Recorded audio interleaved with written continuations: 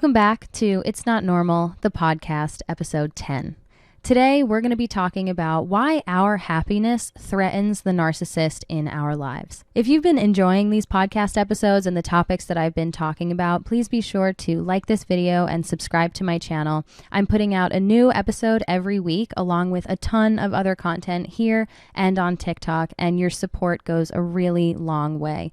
I'm working my butt off to keep this conversation going because I see how much of this resonates with so many of you. Let's get into the episode. I want to start off by revisiting narcissism, what narcissism is. Narcissistic Personality Disorder is a mental health condition in which an individual has an inflated sense of self-importance. Narcissists are extremely self-focused, and they approach most situations from the viewpoint of how does this affect me? That being said, I want to kind of bring it back to some of my earlier accomplishments. I'm talking pre-K to 8th grade. Most of my personal accomplishments throughout this time in my life were academically centered. I was winning the science fair. I was on the student council. I made the basketball team.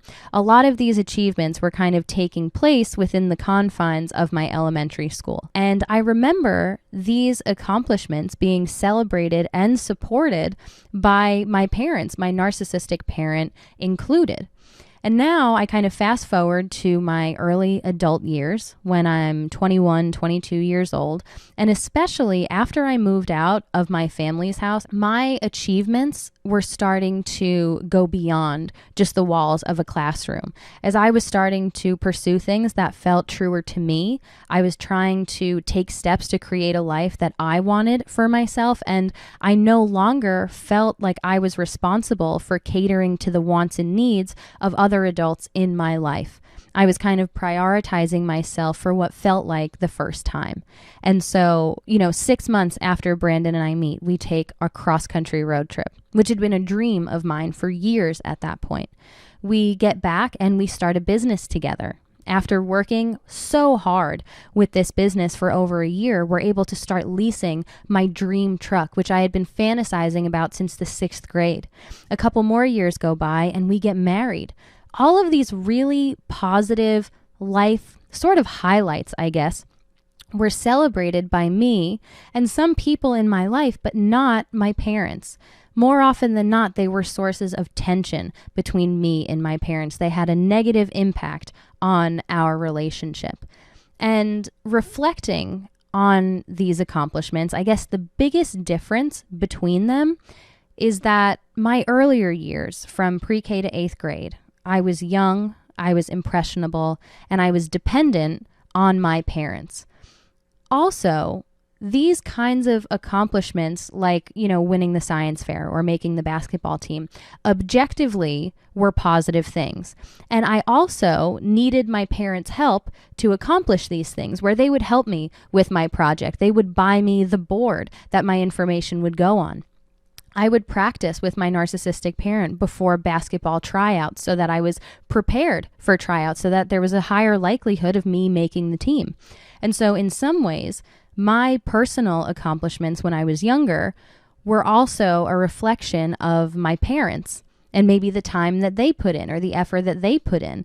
And this, I think, also kind of helped to perpetuate the image that narcissists and even enabling parents can be so obsessed with, where, to coaches or to parents or to friends, whoever it might be, that looks good. That's a good reflection of your family, where it's like, oh, your kid is accomplished. They're doing well in school. They're an athlete. They're all of these things, right?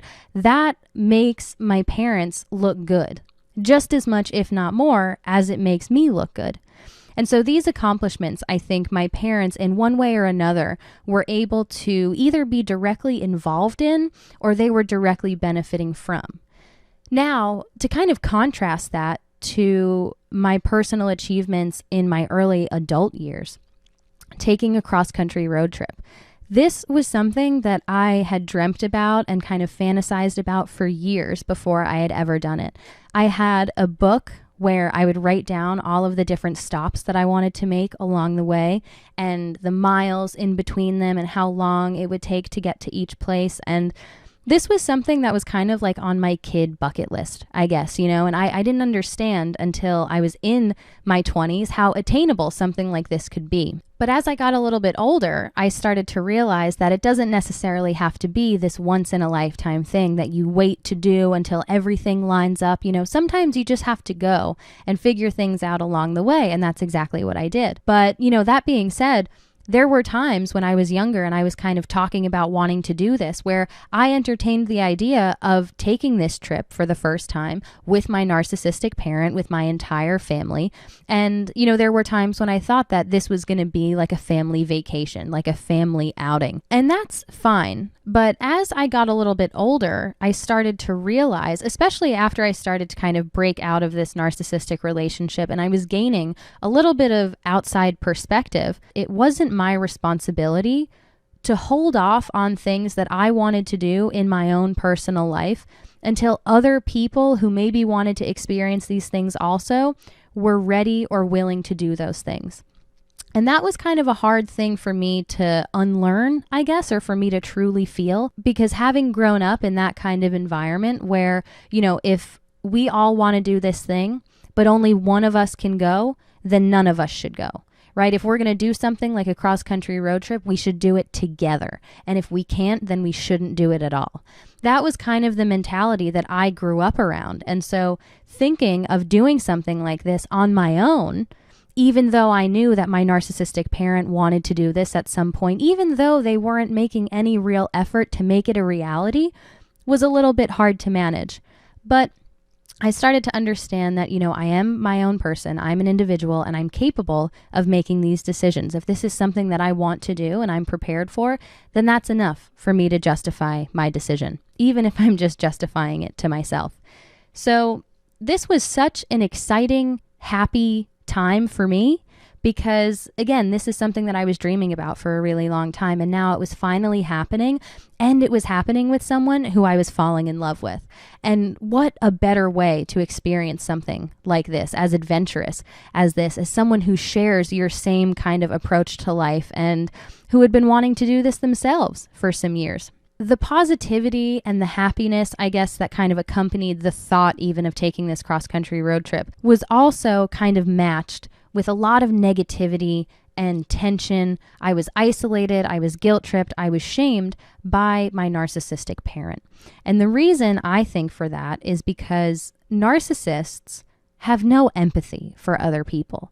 And so even if they claim to love and to care about you, seeing you happy doesn't necessarily trigger any positive emotions within the narcissist themselves, especially if they're not the cause of that happiness. People talk a lot about narcissistic supply and what they can gain from other people. And if they're not the center of attention, if they're not the cause of whatever happiness is being experienced, if the spotlight is not on them and they're not directly benefiting in any way from whatever it is that's happening, they have no reason to be happy about it. And I think that was exactly the case with me with this road trip, where maybe my narcissistic parent was under the assumption that this was something that we were going to do together, and it didn't matter how long it took. This was going to be something that I waited around and I did with them, or maybe I never did it at all, because maybe my narcissistic parent would never have gotten there and actually taken the steps to do that. But that meant that I should have never done that either, because they didn't do it. And so now I'm really excited about this thing that my narcissistic parent could have been excited about. They're not directly benefiting. They are losing control because I'm going to be physically distancing myself. There's no positivity in that for them. And I think one of the hardest parts for me was, not feeling comfortable going to my parents and talking about kind of our game plan. This is the route that we plan on taking. This is where we're thinking of sleeping or stopping. Are there any places that you think we should really go to that we shouldn't miss? I remember wanting to, call my parents and say, oh, we drove this many miles today and we saw this animal today, or let me send you a picture of this really beautiful view that we just passed. And instead, I had to kind of pretend like it wasn't happening. I couldn't reach out to them. I couldn't pick up the phone and share any of these really positive, exciting, adventurous moments in my young adult life with my parents, nor could I ask them for any kind of advice or reassurance if I was in a place that I didn't know, or maybe I was feeling a little homesick, whatever it might be. There was none of that in terms of my relationship with my parents. And so that was really upsetting. And now Brandon and I get back from this road trip and we start a business. Now, Brandon and I are the only two people in this business. We own, we operate it, and we are doing everything from sending out the emails to making the sales and delivering the product at the end of the day. And I was so proud of this because it was an idea that I had when I dropped out of college, and it was something that really resonated with Brandon. And anytime you take an idea and you make it into something real, and now all of a sudden people are finally starting to actually respond to it and to engage with the things that you're putting out into the world, it's such an amazing feeling. And I remember being so happy and so proud of us. All the while, it was as if this business never existed to my parents. There was minimal, if any, support shown throughout the years that this business was our focus. And again, I think the reason for that is because narcissists are incredibly insecure. They're very competitive, and I think their low self-esteem and that insecurity kind of drives them to that competitiveness where they feel like they have to be better than everyone else, or like they have to be involved with everything that someone in their life is doing. And I remember thinking when we signed the lease for the studio, this was after I had moved out, I remember thinking to myself, I never would have been allowed to do this had I still been living with my narcissistic parent, because I would have been met with guilt trips and shame telling me, I can't believe you're doing this thing that you know I would want to do, but I can't do for whatever reason. Granted, those reasons aren't my fault, right? Everyone is capable of making whatever decisions or changes in their life that they want to. And so if you want to do this thing, it's like, okay, go and do this thing. But you shouldn't prevent me from doing something that I want to do simply because you want to and you're choosing not to. And I think that happens so often with narcissists and their children. I know that was such a common theme for me throughout my childhood. And so I felt lucky to be out of that environment so that I could actually start taking these steps to creating this life that I wanted. And so I was so proud, and I wanted to share these accomplishments with my parents. And I just remember feeling like I couldn't, because the better I did and the happier I was and the more successful I was, I felt like the worse it would be between my parents and myself, where they weren't happy necessarily for my success or proud of me for starting a business and now supporting myself. They would be upset that they weren't involved. They would kind of make me feel like a bad person because I was doing all of this without them, because they're not directly benefiting from this in any way. And so after Brandon and I worked for well over a year, and we worked hard, we kind of needed to upgrade from the Nissan, and it came time where the lease was up and we had to pick a new vehicle. And we were actually able to start leasing a pickup truck, which it was the same pickup truck that I had seen when I was in 6th grade on my way home. I saw it in a car lot on my way home, and I was like, wow, this is like my dream vehicle. One day I will be driving one of these. And so our business is established, and we're working harder than either of us had ever worked before, and we're finally able to do this thing. And I was so excited. I was thinking about little 6th grade me when I was driving it off the lot, just kind of being here now and saying, like, you did it. Like, you got here. You're sitting in this truck right now, and you are driving it off the lot, and you did it all on your own. And it was such an amazing moment for me, and I was over the moon, and I could not wait to kind of share this excitement with the people in my life closest to me. And I remember driving up to my parents' house, after we got the truck, to show them, because not only was this a personal goal of mine, but it's a massive accomplishment, in my eyes, to be able to, especially having grown up without ever having had like a reliable vehicle or anything like that. I was always kind of bouncing between cars. One was in or out of the shop. Something was wrong with it. And I was so happy to have made a responsible decision and to feel like, what I'm doing is working, and I'm able to support myself now, and I'm making these really adult decisions, like this is something to be proud of. And I remember pulling up to my parents' house, and when they came outside, I was met with such a mocking sort of energy where, growing up, my parents never had a new car or a leased car. I was kind of conditioned to believe that the cool or the right thing to do was to get a really old truck or a car that it didn't matter how many hundreds of thousands of miles on it. And it was kind of like the cool thing where like, oh, if things go wrong, it's like, that's what gives it character. And like, I'm going to know how to fix all of these things. And people who had a new car or a leased car, or, I mean, looking back now, it was just people who made more responsible decisions, I think, some driving something that's a little bit reliable, doing a little bit of research before you buy something. That was kind of painted in a really negative light where it's like, that's like the prissy thing to do. You know what I mean? Like, oh, look at those people in their shiny new cars. It was like they were shamed. And it was the same thing working, in the studio where it's like, you shouldn't want to wear gloves, or like headphones or a mask or whatever it is. Like all these responsible precautions, I guess. It was like, you're tougher than that. Like, you don't want to be a little prissy like that. You know what I mean? Like, look at the calluses on my hands. Like, this is something to be proud of. And, I understand like the blue collar work ethic. And I feel like that's something that I experienced for a lot of my life. And I understand the pride in being able to fix a car or to be handy or to be able to do work without gloves on or anything like that.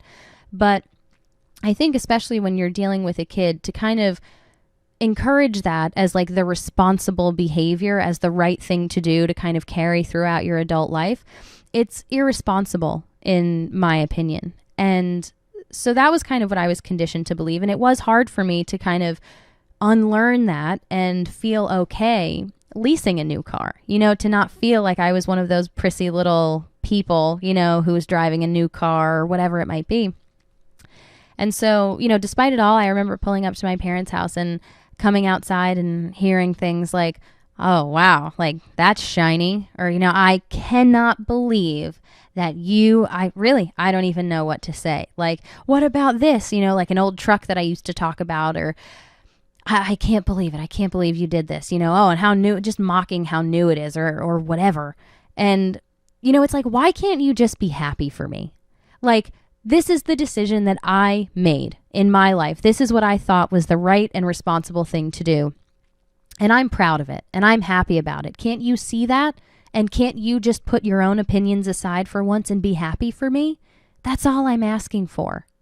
But again, understanding narcissism, what it is, the characteristics, what kind of fuels their thinking, they're envious. They're driven to comparison by a number of different factors. And so if I pull up in an objectively more responsible, maybe better vehicle than that of my narcissistic parent, maybe that's viewed as a threat to them.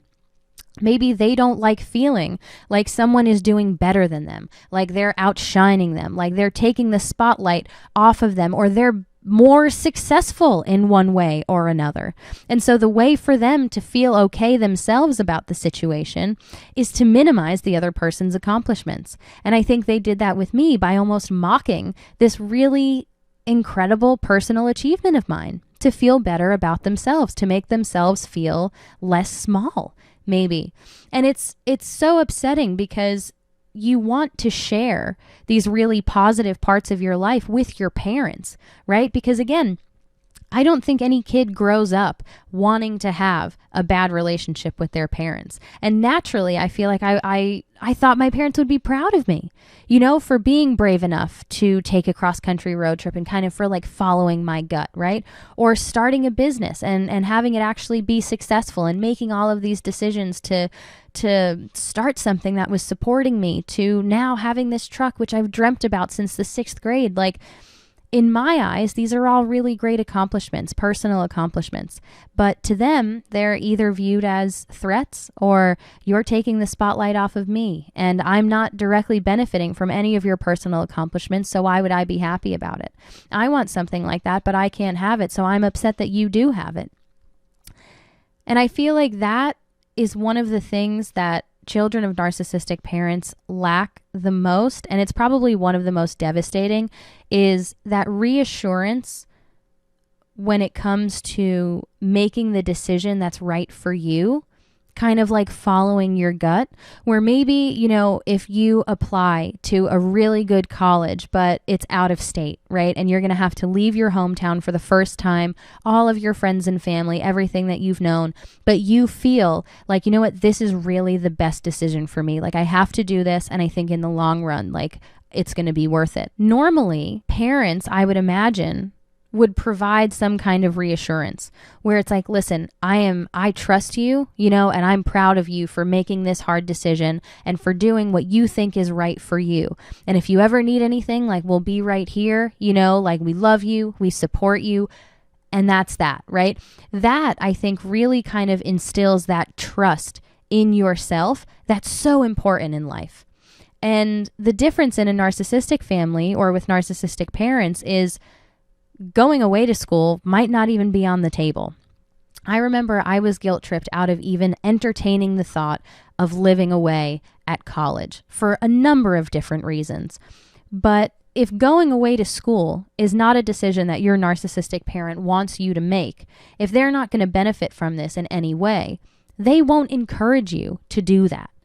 And it's so complicated because now you're kind of faced with a situation where, okay, this is what I feel is true to me. This is something that I think can benefit me in my life, but it's a hard decision and maybe I'm a little scared. And the people in my life who love and care about me are making me feel like a bad person for wanting to make this decision that I know is right for me. And they're making it that much harder.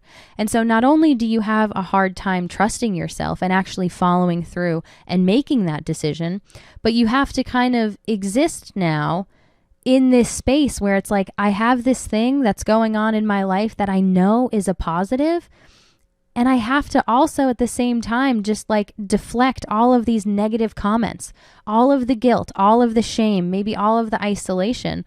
It's not grounded in anything healthy. And so I have to just kind of endure it until I don't have to anymore. And that can be a really hard thing to do depending on, you know, your age and your closeness, your relationship with your parents. I think when you grow up with narcissistic parents and so much of this emotional abuse and manipulation starts so young, it can be so difficult to understand that anything is wrong with that way of thinking. So if you maybe are a little bit more easily swayed, right, you already don't know to trust yourself and to trust your gut. And so you're going to make that decision about maybe not going away to school because for your whole life, you've been conditioned to make decisions based off of what other people in your life want you to do.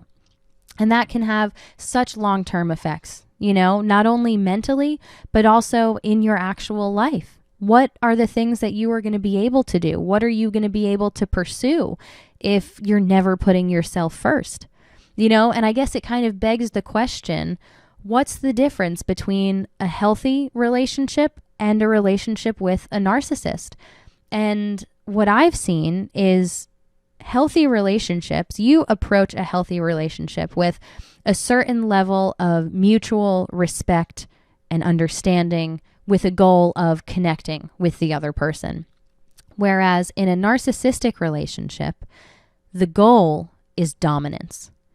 The narcissist wants you to care more about what they think rather than what you think yourself. And I remember it took me a while to realize after moving out of my narcissistic parents' house that everyone has different likes and dislikes and opinions and interests, and a lot of those are not going to align with my own, and that's okay. But there's this element of one-mindedness with narcissists where they view everything from their own point of view, and every other point of view is wrong.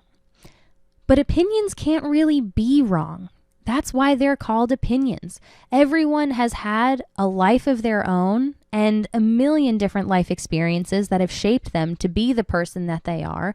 That explains why they feel the way that they do or why they react in a certain way. And they're free to have whatever opinions they want to have Opinions can't necessarily be right or wrong, but I think that is reflective of how black and white it is with a narcissist, where it's either right or it's wrong, or it's yes or it's no. There's no real middle ground or gray area, which is really, you can't avoid that in life. Life is so complicated that there are a lot of gray areas, whether you like it or not. And so I guess, reflecting on these accomplishments, I think the main difference was that I received the happiness and the celebration and the support from my parents, my narcissistic parent included, when I was young and impressionable and dependent. When my achievements reflected well, not only on myself and the image of our family as a whole, but as my parents directly, where maybe I needed a little bit of assistance with these accomplishments from my narcissistic parent, and so they felt needed. They were either directly involved or directly benefiting. And the difference between those and the accomplishments of my early adult years was I was no longer dependent. I was becoming less and less dependent. I was physically distancing myself. I was starting a business and I was able to support myself and stand on my own 2 feet financially, which meant that I no longer relied on them for any kind of financial support. I was making my own way, and I was doing things that now were directly benefiting me. And that was it. And so what was there for them to be happy or positive about? What was there for them to celebrate? And thinking about it now, not only were there times when my personal accomplishments were not celebrated by my narcissistic parent, but there were also a lot of times when I was growing up when my narcissistic parent would speak negatively about other people who maybe were accomplishing things on their own that were really impressive, or maybe they were traveling to a different country, or they were going away to a really prestigious school that was maybe a little bit more expensive. And they would speak negatively about these people like they were doing something wrong, like they disapproved of their choices, as if they were in a position to disapprove of their choices. And they would say things, like, oh, how much you want to bet like that cost this much and that much, or I can't believe they would do that and leave their family. And so these ideas are kind of instilled from a really young age. And I remember my narcissistic parent also sometimes doubting other people's achievements where, if someone said that they did something really impressive, it would kind of be met with like, oh, I don't know if I believe that. Like, how much you want to bet that they're not telling the truth? Or I can't believe they did that. They probably did this and then said this.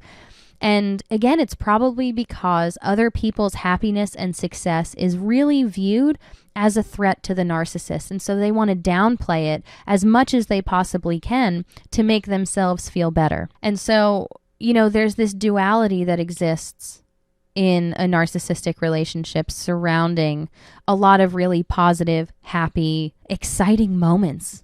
And you've kind of got that on one hand where you're excited about whatever it is and there are a lot of personal positive emotions that you're feeling.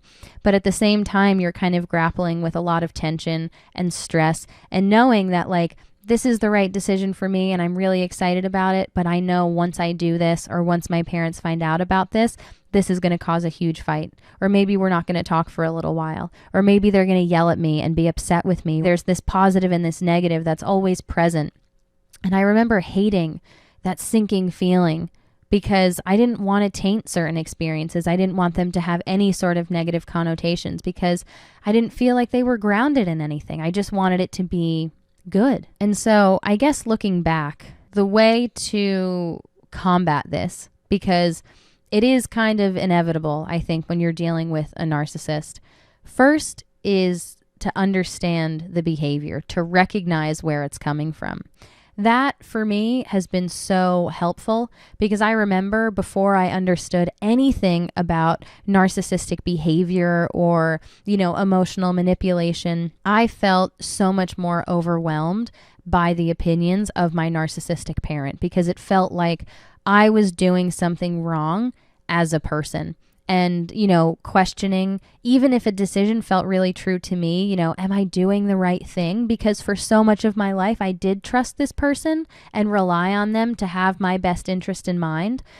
And it's entirely overwhelming when you feel like there's just this barrage of negativity surrounding decisions that involve any kind of individuality or autonomy or things that you personally want to pursue that maybe don't cater to anyone else around you.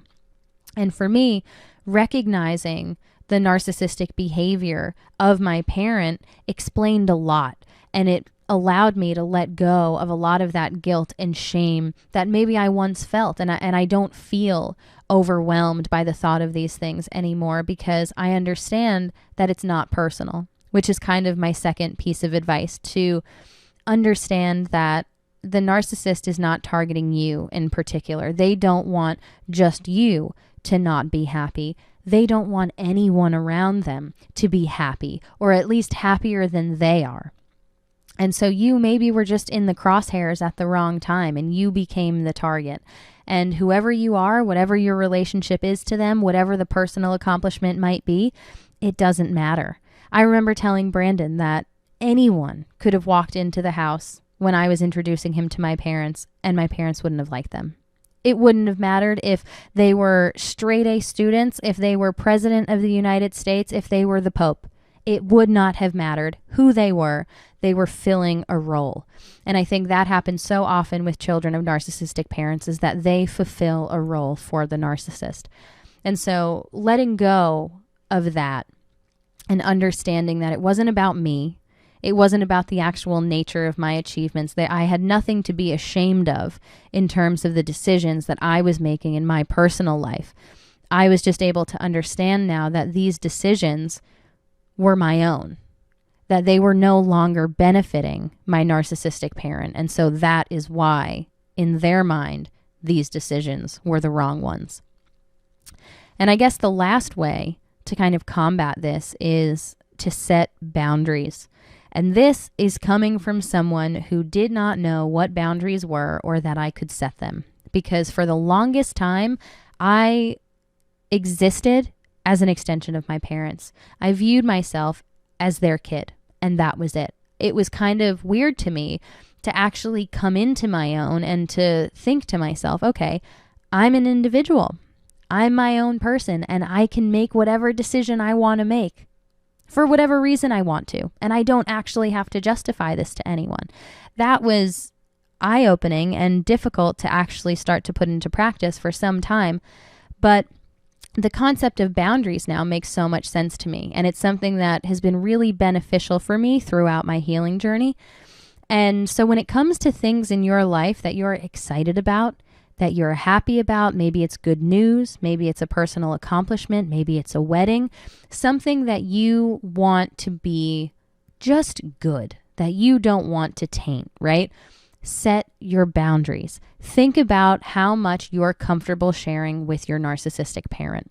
What are you okay with them knowing about your life, about your accomplishments, about your plans for the future? If you've got something planned in advance that you're looking forward to, and you tell your narcissistic parent about it, and maybe they're not involved or they're not happy about whatever it is for whatever reason, you telling them about it in advance could be just you giving them a bit more time to figure out how to sabotage it or how to involve themselves in some way that is inappropriate. If you want something like your wedding, right? It's this kind of once in a lifetime, really special day, like you don't do this again. If you want that to kind of just go off without a hitch, if you've got a bit of a rocky relationship with a narcissistic parent who's maybe not too thrilled about the person that you're marrying, maybe consider their level of involvement on that day. Because your happiness does not translate to their happiness. And more often than not, unfortunately, it's the opposite. Where it's the happier you are, the more upset I am. And the more I'm going to try to find something wrong with this to kind of bring you down, to minimize this positive experience because it's making me feel insecure about myself and my life. Maybe I'm competitive and I'm upset because my wedding wasn't as extravagant or as nice as yours. Right? There are all of these really complicated and convoluted thoughts and emotions that I think fuel a lot of narcissistic behavior. And the only way that you can, I guess, exist around this kind of behavior and allow yourself to have any kind of peace of mind is to draw the line somewhere. is to kind of understand what you are and aren't comfortable with and to communicate that to the narcissist, or to even just put those things into practice in your life. I personally don't share anything. I'm currently no contact with my narcissistic parent, with my parents in general. And, even when we were speaking, I didn't share anything with them that I wouldn't be comfortable with the entire world knowing. And so that has kind of been a boundary for me. It's a way to kind of preserve my own inner peace, my own mental well-being, and I guess just my own positivity, surrounding these more positive aspects of my life that I want to remain just that, positive. And it can be hard at first, I guess, to set boundaries because you feel like, especially if you've grown up in an environment like that, you feel like you're doing something wrong, where it's like, who am I to say the things that people can and cannot do, or how involved they are in my life when they're your parents. They should be involved, like they brought you into this world. And realizing that that's not the case, that you can make your own decisions, is incredibly freeing. And boundaries have been a huge help for me throughout this entire journey. So man, with that, that's about all the time that I've got for this topic today, but I will be back very soon with another episode of It's Not Normal. In the meantime, please be sure to like this video, comment down below what you thought of it, or if you have a topic that you'd like to hear me talk about, and subscribe to my channel so that you can get our weekly episodes along with a ton of other content. Every little bit goes a really long way. So thanks, and I'll see you soon.